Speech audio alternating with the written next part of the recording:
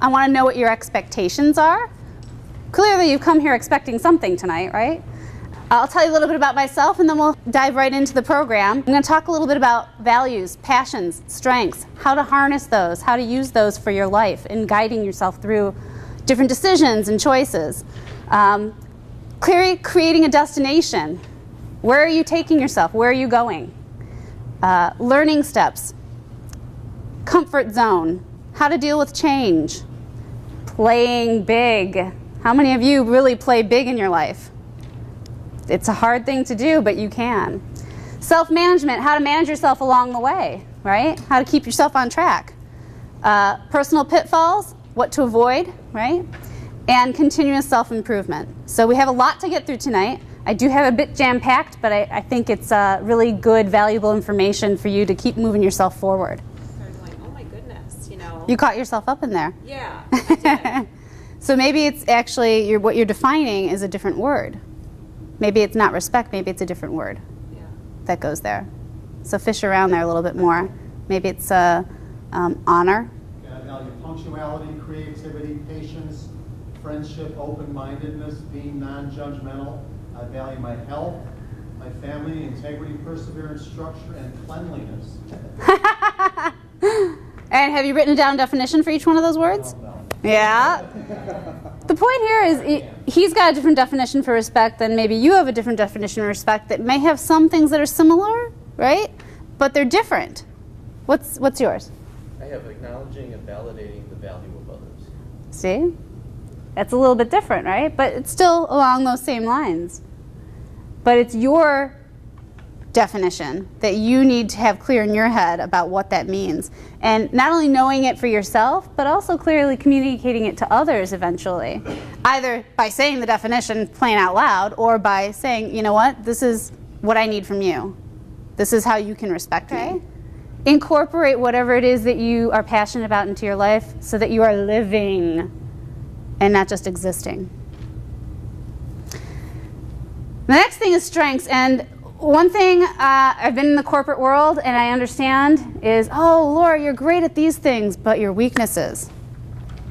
We really want you to work on these weaknesses here and get better at those. Why? I'm clearly not interested in these things. I'm clearly not very good at those things. Why would you want me to spend my time forcing a boulder uphill? When I'm clearly really good at these things, I'm passionate about it, I'm definitely going to be productive in these things because I love it. Why wouldn't you harness my strengths? And those things that I'm weak on, find somebody else who's strong in those things. Why are we always focusing on making our weaknesses better? We're just not good at those things. We can't be good at everything. It's impossible. Right? It's not a matter of how you get there. It's just a matter that you've set the destination and you stay on track with that destination. Beam me up, Scotty. Stay tuned into that destination. Okay? When you start a job, you go into that job and you're like, oh, I want to get to the point where I just know everything and I'm comfortable. I have all the answers. I can answer everybody's questions. I know what's going on with that project. I know how things work over here. I know who to go for this answer. You want to get to that point like that, right? When really, it's okay to say, gee, I don't know anything about that project. Let me find out for you. Or, I have no idea what the company policy is on that, so let me go find out. So here's some things I need you to know about change, is that change takes time. It takes a lot of time. It takes a lot of patience with yourself too, but it takes time. Change, it's a minimum of 21 days of consistent change for it to become a habit or for something to actually change. For instance, I'm going to get up and I'm going to work out every day, 3 days a week for the next 6 weeks. I'm going to do it. Week 1. Okay, I got 2 days in. Week 2, I got 1 day in. Week 3, I'm going to sleep in. We want to commit to these changes, right? But it takes consistency. And you're making a change in your routine, aka your comfort zone, right? And it's uncomfortable.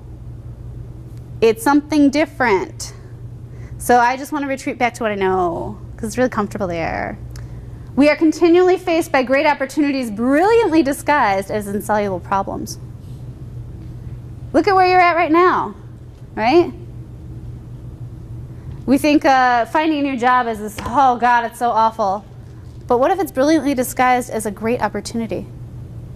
A fabulous opportunity. An opportunity for you to just really live your life the way you wanted to live it. Even if you don't know what that is anymore, or what it could be, you get to figure out what that is now. Some people don't reach this point. Some people just keep going on the hamster wheel, looking for the carrot that they never reach. And that's okay too. But wouldn't it be fun to get off that hamster wheel and have a brownie? Do something different. So forgive yourself. Show yourself some compassion. And move forward. What are you thankful for today? I have a gratitude jar at my office, and clients can write on a little piece of paper what they're appreciative of, what they're thankful for, and throw it in the jar. And at the end of the year, I type them all up and put it in my newsletter. And it's amazing the things that people are thankful for. It's some simple things like, I am so happy the sun is shining today. I got all green lights on my way here.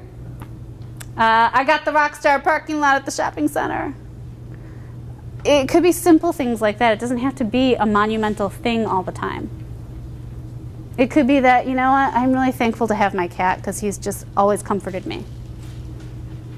Very simple.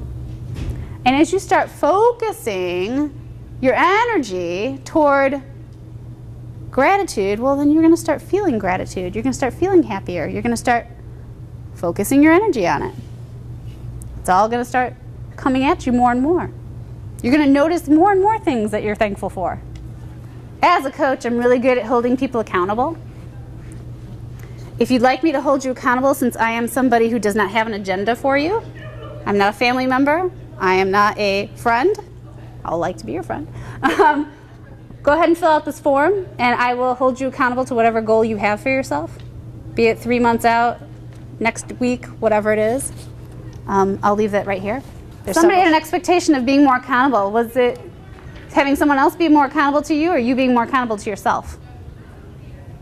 I don't remember. Okay. Do you have better tools for that now? If you have a destination and you know what your values are, some of the tools of being accountable is keeping yourself in alignment with where you're going. Does that make sense? Okay. As well as being more disciplined, right? Getting in alignment, making sure you're on track with where you're going. Capitalizing on strengths, we talked a little bit about that, right? Let's focus on those strengths. Let's not worry about those weaknesses, if you want.